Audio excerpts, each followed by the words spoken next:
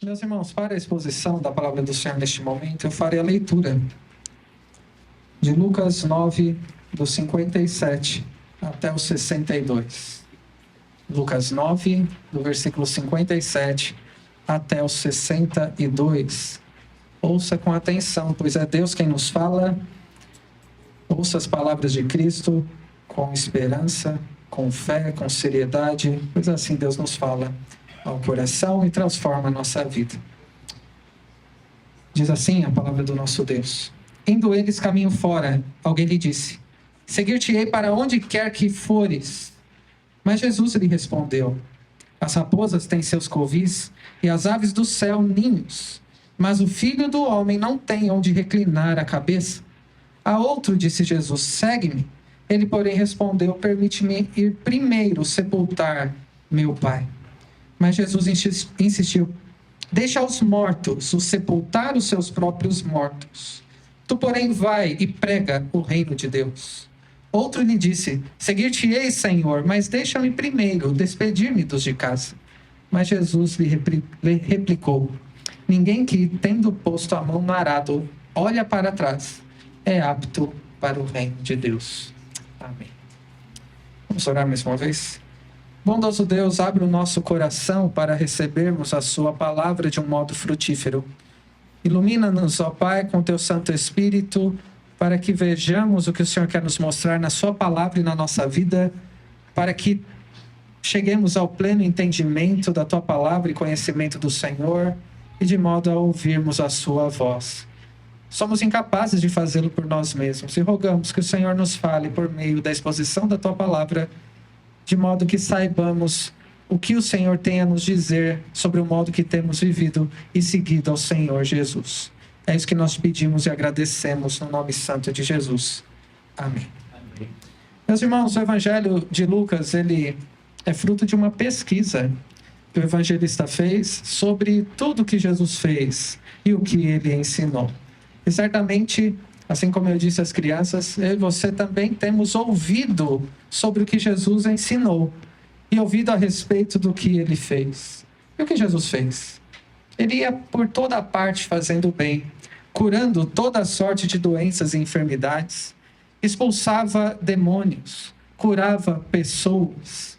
E o seu ensino a respeito do Antigo Testamento, que era a palavra de Deus revelada da época até aquele momento, que falava a respeito dele, ele ensinava, ele explicava, e muitos se maravilhavam com aquela doutrina. Ele não falava como os escribas que não tinham autoridade, que queriam mostrar conhecimento, mas não falavam com propriedade e autoridade. E por toda parte que o Senhor Jesus passava, ele se deparava com multidões.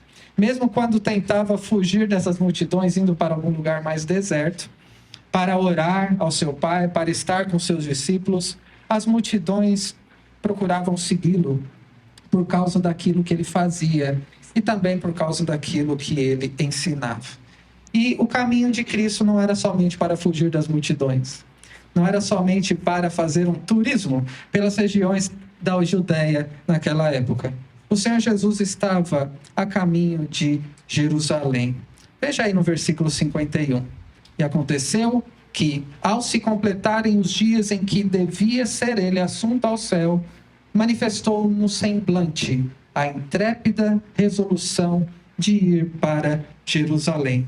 Alguns que souberam que Jesus estava indo para Jerusalém o rejeitaram, se afastaram dele. O caminho de Jerusalém se aproximava e nós sabemos o que ele passaria lá, não é? Ele seria traído, seria preso, morto na cruz, sepultado até o dia em que ele ressuscitaria e subiria aos céus. E até lá, muitos se aproximaram dele na intenção de segui-lo. Então imagine, assim como eu pedi às crianças para imaginarem como Jesus andava por toda parte, muitos se aproximavam dele querendo segui-lo. E naquele tempo, nem todos sabiam o que significava seguir a Jesus. Eu te pergunto se hoje todos entendem. Nem todos entendem o que significa verdadeiramente seguir a Jesus. Você sabe o que significa verdadeiramente seguir ao Senhor? Eu perguntei às crianças, e elas são as primeiras a ouvirem algumas das perguntas que eu faço na mensagem. Vocês são discípulos de Cristo? E eu pergunto a cada um dos que estão aqui, se você é de fato um discípulo de Cristo e se sabe o que isso significa. Por quais motivos alguém se aproxima do Senhor? Talvez pelo fato dele ser um bom pregador, talvez, naquela época, pelo fato dele multiplicar o alimento. Já pensou ter a barriga cheia garantida? Muitos se aproximavam dele esperando serem alimentados por ele fisicamente. Alguns se aproximavam dele por causa das curas, dos milagres que ele realizava. Assim como hoje ainda muitos demonstram a intenção de seguir a Jesus sem saber o que de fato isso significa. É fato que em nossos dias alguns se aproximam do Senhor, decidem se fazer parte de uma igreja, pedem oração, demonstram interesse por aprender mais da palavra, talvez na expectativa de terem todos os seus problemas resolvidos, e certamente se frustrarão quando virem que isso não acontece. Alguns desejam receber bênçãos materiais, conforto, status social, aquilo que é chamado de prosperidade. E nessa intenção buscam a Deus, dizem que são cristãs, que são discípulos de Cristo, porque esperam receber bênçãos materiais das suas mãos.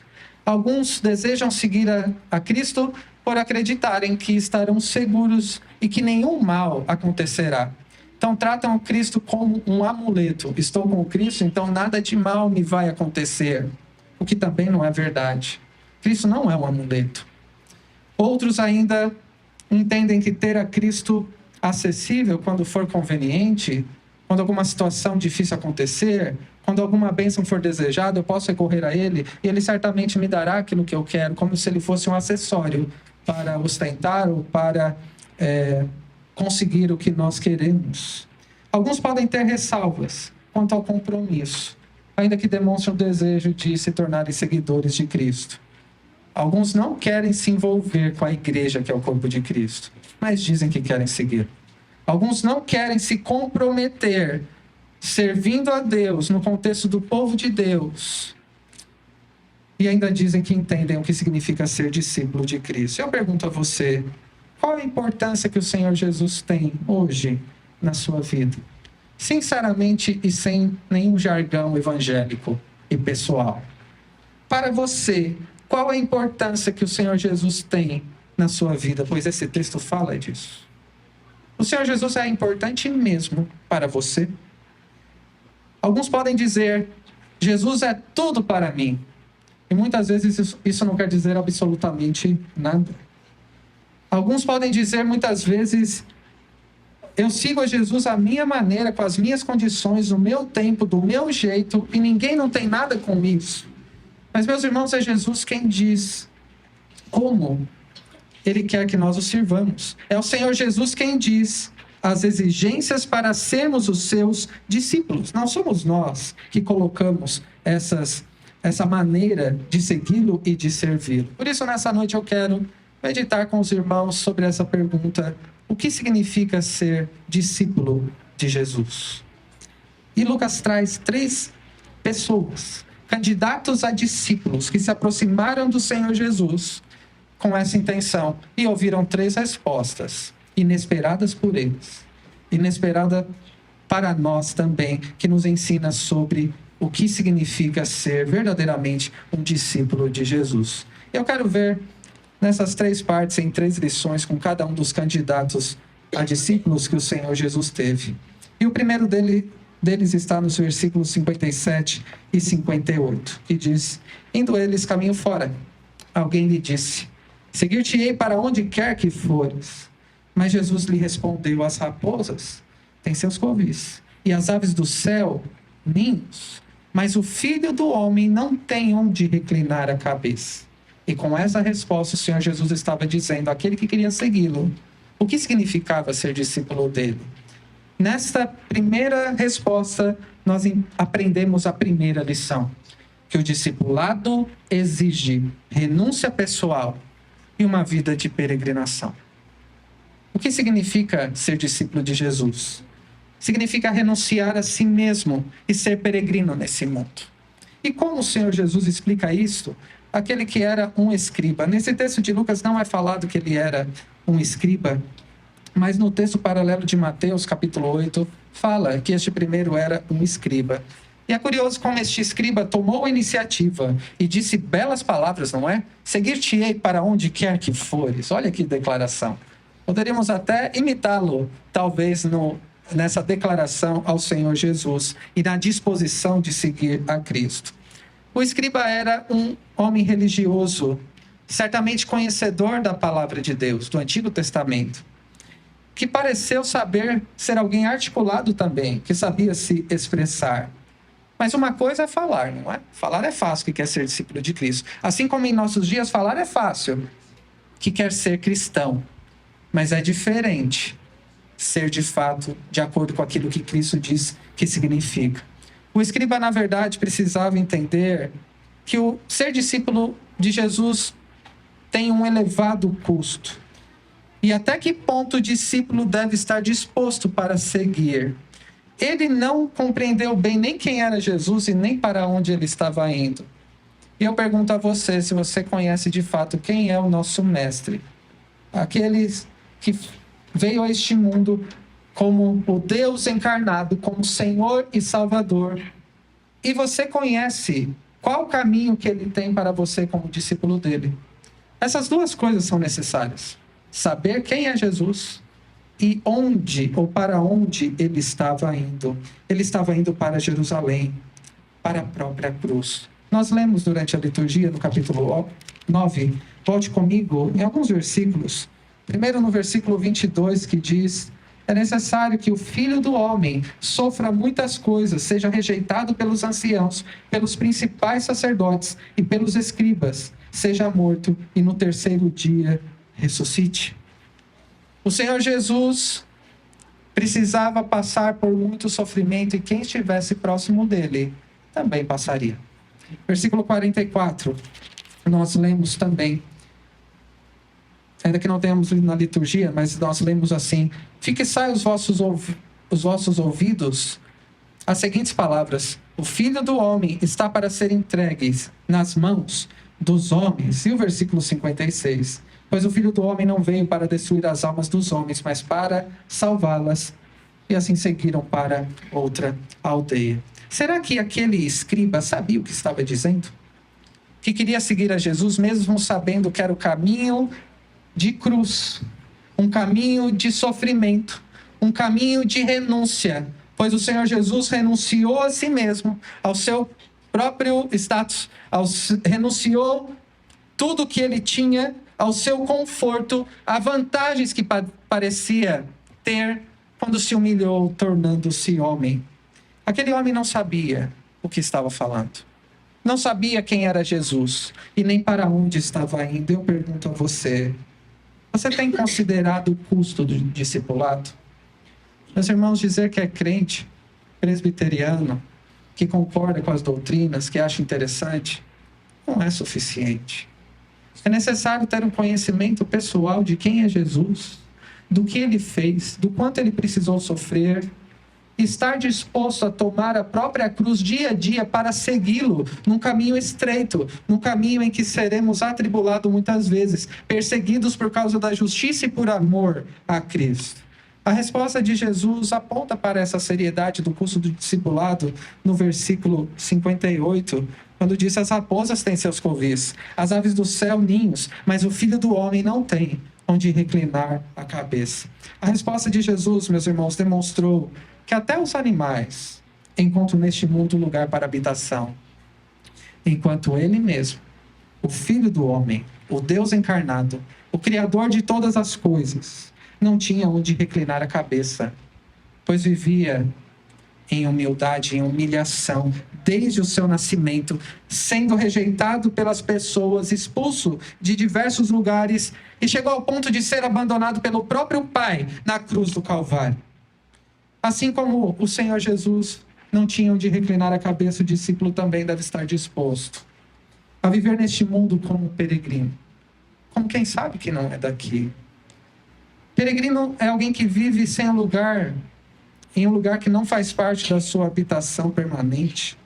É alguém que aguarda um outro tipo de habitação para nós, que somos seguidores de Cristo, a pátria celestial. É alguém que está disposto a tomar a sua cruz e a ser rejeitado, a ser perseguido, a criar inimizades pelo fato de amar a Cristo e de desejar segui-lo. Isso significa que o discipulado cristão envolve renúncia pessoal, envolve a presença de aflições, envolve desconforto. Será que se aquele escriba soubesse que é necessário negar a si mesmo, ser afligido e viver de um modo desconfortável, ele seguiria Jesus mesmo assim? Com as palavras bonitas e tudo?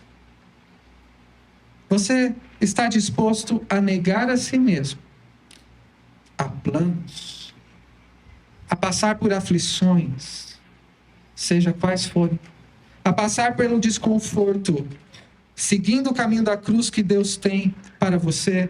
Meus irmãos, a realidade é que, embora Deus seja bom em todo o tempo, o caminho do discipulado não é fácil e nem sempre agradável. É um caminho estreito, de renúncia pessoal, mas é um caminho bom e é o único cujo final é a vida eterna. Em segundo lugar, nós vemos a segunda lição nos versículos 59 e 60, que é o outro candidato a discípulo de Cristo. Jesus disse a ele: segue-me.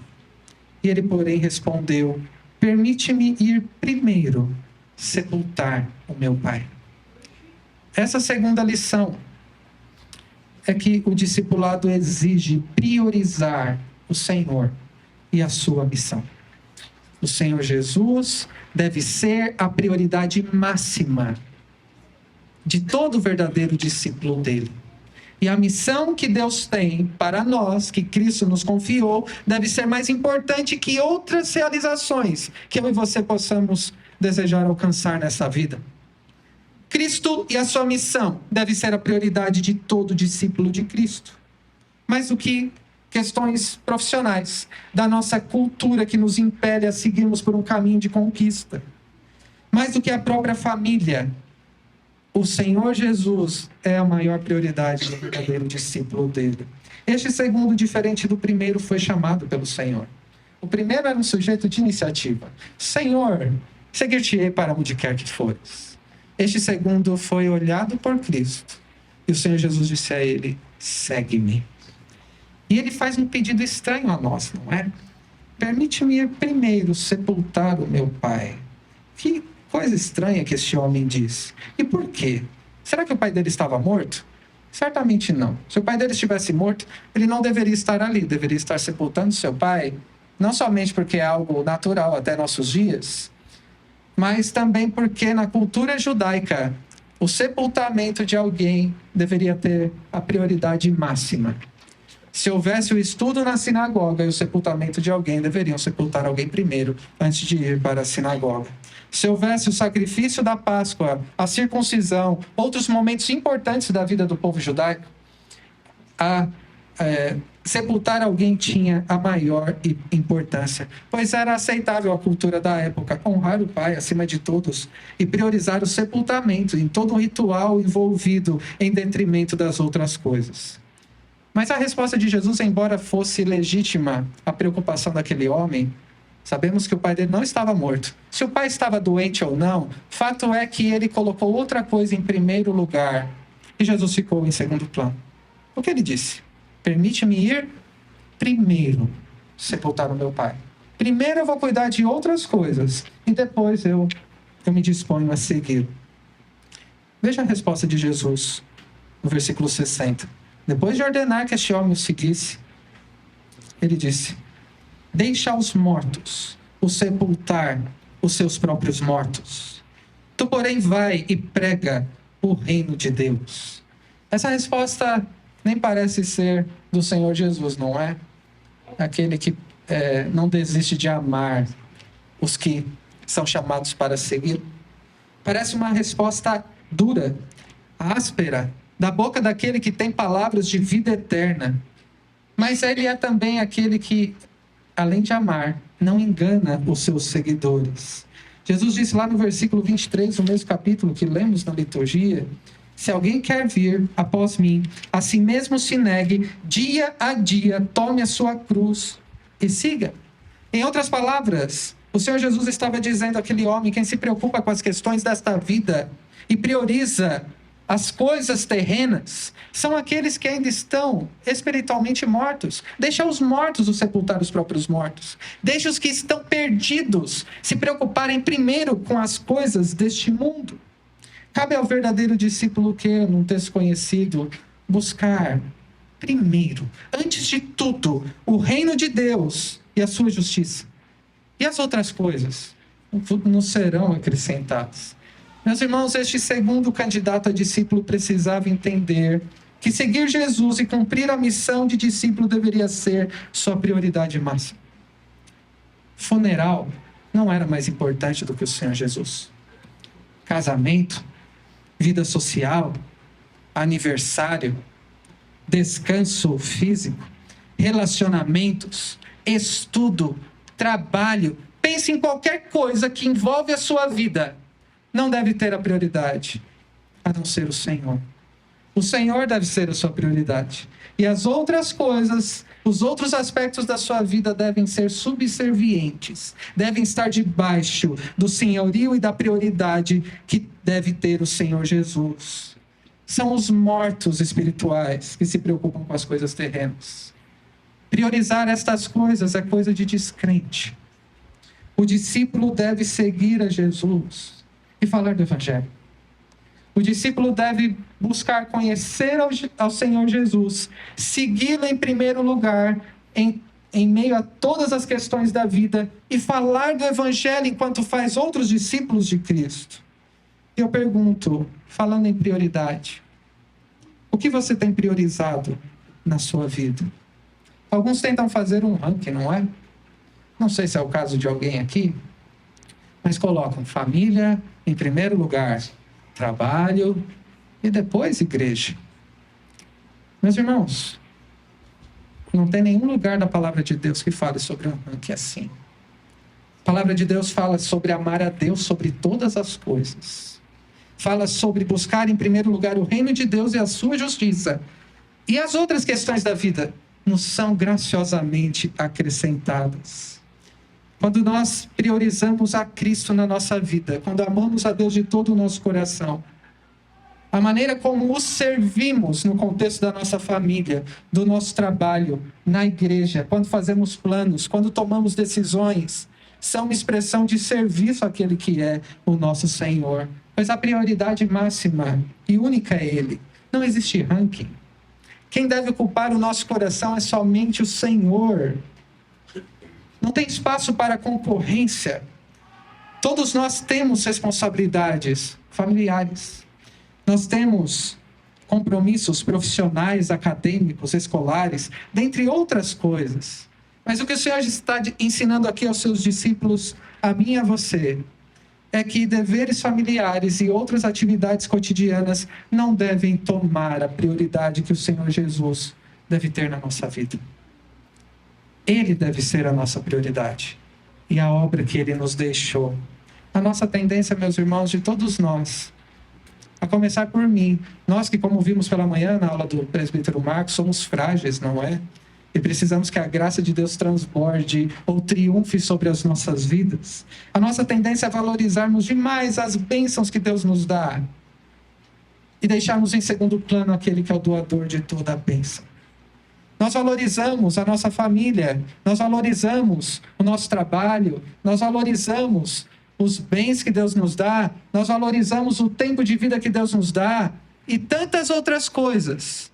E negligenciamos aquele que nos concede a vida e tudo mais. O caminho do discipulado é um caminho que aprendemos a priorizar o Senhor e a nos sujeitarmos à sua vontade em todas as áreas da nossa vida. Você pode dizer que tem priorizado o Senhor Jesus e a sua missão? Como você pode saber se tem priorizado o Senhor, tem priorizado a Deus na sua vida? Aquele homem disse: permite-me ir primeiro. O que nós falamos revela a nossa prioridade. O que esse homem disse revelou qual era a sua prioridade. Para ele, havia um ídolo, que era a sua família, o seu pai, que ocupou o lugar que deveria ser do Senhor. E eu te pergunto, como você pode saber o que tem priorizado? Por meio das suas palavras, você revela a prioridade da sua vida. Você também revela a sua prioridade na maneira como você usa o seu tempo, ao que você mais se dedica. Enquanto você se dedica a essas coisas, que lugar Cristo ocupa para você? Você revela a sua prioridade também na maneira como consagra ao Senhor o dia que pertence a Ele, o dia do Senhor. Se esse dia é negligenciado por outras coisas, questões sociais, questões profissionais, questões pessoais, e você deixa de estar junto ao povo de Deus para receber a palavra de Cristo, para adorar o Senhor por outras questões como aniversário, visita, outras coisas nesse dia que concorrem com a prioridade que deve ter o dia do Senhor, estar aos pés de Cristo, junto ao corpo de Cristo, isso também revela a sua prioridade. Dessas três maneiras, com as suas palavras, com a maneira que você usa o seu tempo e na maneira como você consagra o dia que pertence ao Senhor. O que você tem priorizado? Em terceiro lugar, nós vemos dos versículos 61 a 62, a última lição desta noite, que é: o discipulado exige perseverança e coração não dividido. O discipulado exige perseverança e coração não dividido. Versículos 61 e 62. Primeiro 61. Outro lhe disse: seguir-te-ei, Senhor, mas deixa-me primeiro despedir-me dos de casa. Eu fico imaginando se esse terceiro não ouviu os dois primeiros. Ele deu aquela misturada nas respostas, né? Devia ser alguém atento. E com jeitinho ele juntou as respostas. Ele disse como primeiro: seguir-te-ei, mas não disse para onde quer que fores. E ele disse: deixa-me ir primeiro. Não é sepultar o pai, é só dar um tchau. É só despedir, tudo bem, não é? Parece uma resposta mais aceitável, uma postura mais sensata e equilibrada. Mas a resposta de Jesus nos mostra que não era este o caso. Veja comigo, versículo 62. Ninguém que, tendo posto a mão no arado, olha para trás, é apto para o reino de Deus. Pela resposta de Jesus, nós entendemos que aquele homem estava dividido. Ele estava em cima do muro. Ele até queria seguir Jesus, mas queria também estar envolvido com outras coisas. Estava, em certa medida, ressentido por deixar outras coisas para trás. Ele tinha apego, ele precisava desapegar de outras coisas para dar a devida prioridade ao Senhor Jesus.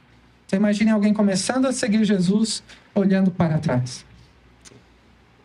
E nós vemos aqui que a resposta de Jesus nos ensina que não há lugar para esse ressentimento, para coração dividido no verdadeiro discípulo do Senhor. Há uma expressão no Salmo 86 que, além de achar belíssima, tem muito a nos ensinar sobre isso. Lá no versículo 11 do Salmo 86, nós lemos uma expressão que cabe bem para um discípulo de Cristo. Ensina-me, Senhor, o teu caminho, e andarei na tua verdade. Daí o salmista expressa: dispõe meu coração para só temer o teu nome. Meus irmãos, o nosso coração, ele vive aprontando. Vive tentando se apegar em outras coisas. As nossas afeições são confusas, pecaminosas. Nos apegamos demais a este mundo, nos apegamos demais às nossas próprias coisas pessoais, às bênçãos que Deus nos dá, até lícitas. Como eu já disse, a família, o trabalho, que são bênçãos do Senhor. Mas não há, ou não deve haver, espaço para coração dividido no verdadeiro discípulo do Senhor. Em outras palavras, Jesus demonstrou que um discípulo dele não deve permitir que as questões dessa vida concorram com o amor por ele em nosso coração e no nosso modo de servi-lo. Nós podemos dizer que amamos a Deus, não é? O problema não é para um discípulo de Cristo que não ama a Deus. Eu e você podemos dizer que amamos a Deus e ser sincero. O nosso problema é que nós amamos também outras coisas, que concorrem com espaço no nosso coração com aquele que somente deveria ser de Cristo. Quando nosso coração ama outras coisas e se apega a outras coisas, nós tendemos a priorizar outras coisas e não Ele. Por isso a oração do salmista, no Salmo 86, é tão importante. Porque no que depender de nós, nós colocaremos o nosso coração. Buscaremos satisfação, a realização de sonhos, concretização de planos e a confiança em outras coisas e não encontrar suficiência no próprio Deus. Alguns poderiam dizer que estão impossibilitados hoje de seguirem a Cristo dessa maneira. Poderiam dizer hoje, talvez seja o caso de alguém aqui, eu preciso primeiro me formar na faculdade. Aí sim eu vou poder me envolver mais com o corpo de Cristo e vou poder seguir mais o Senhor Jesus. Aí depois da faculdade, vem a pós-graduação, não é? Talvez mestrado, doutorado. Deixe-me primeiro me aposentar. Aí os aposentados podem confirmar ou não. Aí eu terei mais tempo livre e condições de servir a Cristo. Alguns podem dizer, eu primeiro preciso cuidar da minha família, dos meus filhos, e acabam deixando o Senhor em segundo plano. E aquele amor, aquela afeição que deveria haver de outra maneira, torna-se uma dedicação, uma consagração em detrimento do Senhor Jesus. No que depender de nós, nós colocaremos nosso coração, satisfação, confiança em outras coisas, e Deus ficará sempre para depois. Deixe-me primeiro terminar isso, então vou poder me dedicar e servir. E não é isso que Deus exige dos seguidores do Senhor Jesus. Essa resposta que o Senhor Jesus dá no versículo 62, dizendo, ninguém que tendo posto a mão no arado, olha para trás, é apto para o reino de Deus, é incomum no nosso contexto. Talvez alguns aqui visualizem mais, dependendo da região que vieram, sobre um arado.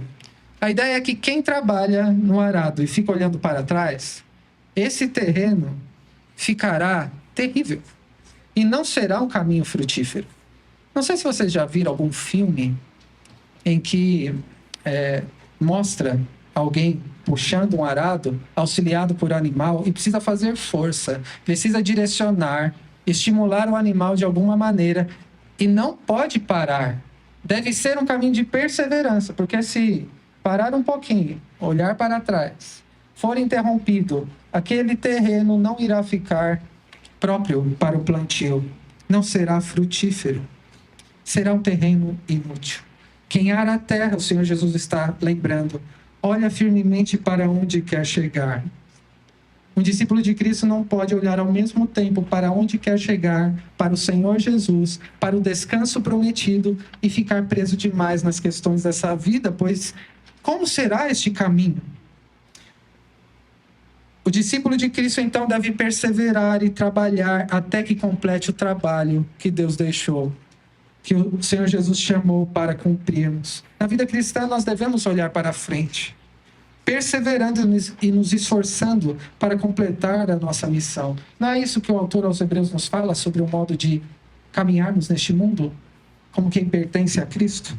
Quando ele diz lá, no capítulo 12, nós, já que temos uma grande nuvem de testemunha nos rodeando, dando testemunho de que é possível viver desta maneira, pela fé, olhando para as promessas de Deus, priorizando a Deus na nossa vida, desembaraçando-nos de todo o peso e do pecado que tenazmente nos assedia, somos exortados a correr com perseverança a carreira, o caminho que nos está proposto, olhando firmemente para o Senhor Jesus, o autor e consumador da nossa fé, pois ele negou a si mesmo, em troca da alegria que lhe estava proposta, ele suportou a cruz no meu e no seu lugar, foi humilhado e agora está à destra do trono de Deus.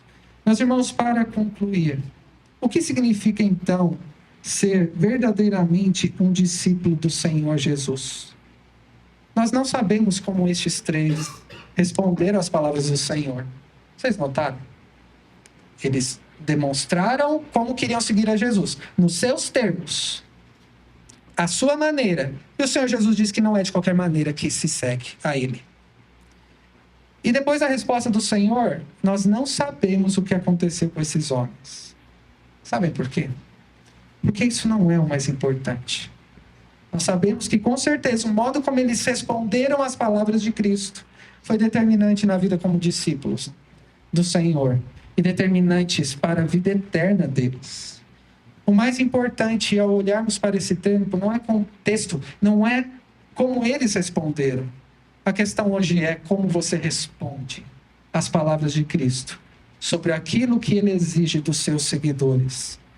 Meus irmãos, o Senhor Jesus continua a chamar discípulos para segui-lo e a ensinar o que ele exige. Se ele te chamou para segui-lo, ele quer que você o siga como ele requer. E ele te dará graça para fazê-lo. Mas lembre-se ou aprenda nessa noite que se o Senhor Jesus te chamou para segui-lo, não o siga de qualquer maneira, do seu próprio jeito, mas de acordo com a maneira que ele nos ensina. Para você, o que significa ser um discípulo de Jesus? O que você espera na decisão de seguir a Cristo? Onde você quer chegar com isso? Qual é a finalidade? Você está disposto de verdade a ser um verdadeiro discípulo de Jesus, vivendo neste mundo como um peregrino, sabendo que este não é o nosso destino final, a ser rejeitado por amor a Cristo, talvez até pelas pessoas mais próximas a você? Você está disposto a ser perseguido por ser piedoso, por priorizar a Cristo, a ser abandonado por amigos e família por ser crente?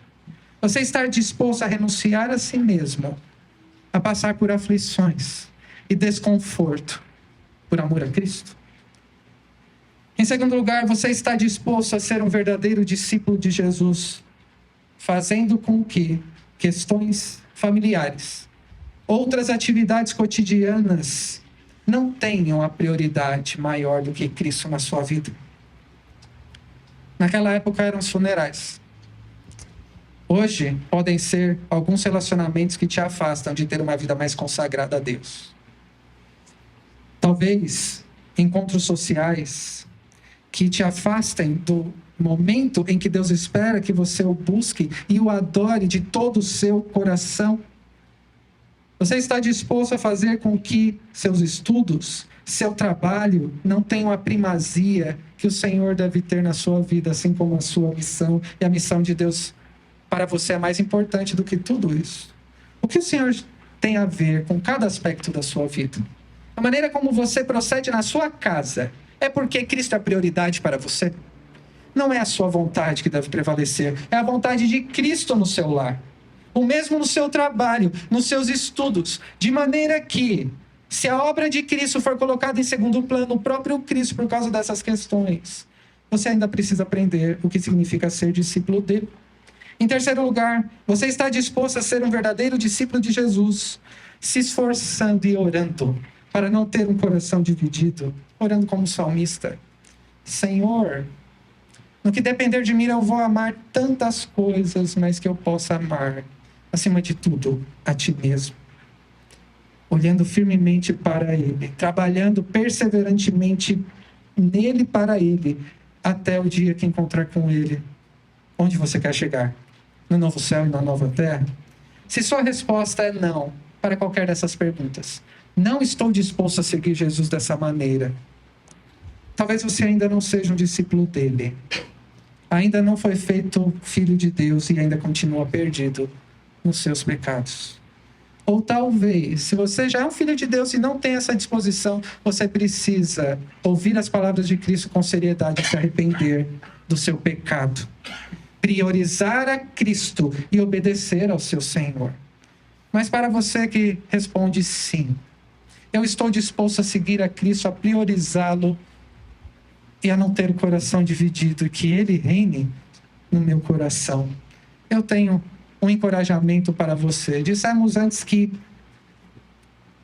nem sempre é fácil e agradável seguir ao Senhor Jesus, porque passaremos por aflições, por desconforto, mas é sempre bom. E lá em Lucas capítulo 18, o Senhor Jesus dá essa promessa e encorajamento aos discípulos que se dispõem a segui-lo assim, e que muitas vezes podem ser excluídos dos seus círculos familiares, de amigos, e aparentemente serem prejudicados. E qual é a promessa de Jesus para você que está disposto a servir e a seguir ao Senhor Jesus como Ele exige? Lucas 18, 29 e 30 diz: em verdade vos digo que ninguém há que, tendo deixado casa, ou mulher, ou irmãos, ou pais, ou filhos, por causa do reino de Deus, que não receba no presente muitas vezes mais, e no mundo por vir a vida eterna. Meus irmãos, por mais que seguir ao Senhor Jesus seja um caminho difícil, estreito, vale a pena. É o único caminho cujo final é a vida eterna. Ainda que passemos por aflições, ainda que por amor a Cristo criemos inimizades, por priorizarmos ao Senhor, por dizer sim para o Senhor e não para outras coisas, nós temos um Deus que supre as nossas necessidades de um modo incomparável. Na família da fé que passa pelas mesmas coisas, em quem podemos encontrar o próprio Deus no seu cuidado para conosco, e no ambiente que somos conduzidos ao nosso lar celestial. Assim como o Senhor Jesus fez, nós devemos olhar numa intrépida resolução de ir para Jerusalém. No nosso caso, devemos olhar para onde queremos chegar. Onde você quer chegar no modo de viver aqui? Seguindo a Jesus, será na Nova Jerusalém, no descanso prometido aos seus discípulos fiéis. Quando caminhamos olhando firmemente para Ele, resolutos, priorizando acima de todas as coisas e o amando de todo o coração. A pergunta, o que significa ser um discípulo de Jesus, deve ser acompanhada para você nessa noite com a outra pergunta: onde você quer chegar? O que você quer realizar com todo o seu esforço nessa vida? Por que todo esforço, tanto trabalho em tudo que você faz? O Senhor Jesus disse que a comida e a bebida dele era fazer a obra de Deus, realizar a obra que o Pai lhe havia confiado. Por isso ele quis ir para Jerusalém. Onde você deseja chegar? É na Nova Jerusalém prometida pelo Senhor, até se for necessário sofrer por amor de Cristo, ser frustrado em alguns planos. Assim como o Senhor Jesus caminhou para Jerusalém, para a cruz, pelos méritos dele, nós devemos, com perseverança, tomar a nossa cruz, negar a nós mesmos, priorizar a Cristo e orar para que somente o amor a Ele ocupe todo o nosso coração. Meus irmãos, que Deus dê a cada um de nós graça para respondermos essa questão com veracidade. Se queremos de fato, estamos dispostos a seguir a Cristo dessa maneira, a maneira dele, e que Ele nos conduza os passos para que sigamos e servamos ao Senhor de um modo fiel a cada passo, até o dia do encontro com Ele. Que Deus nos ajude e nos abençoe. Amém.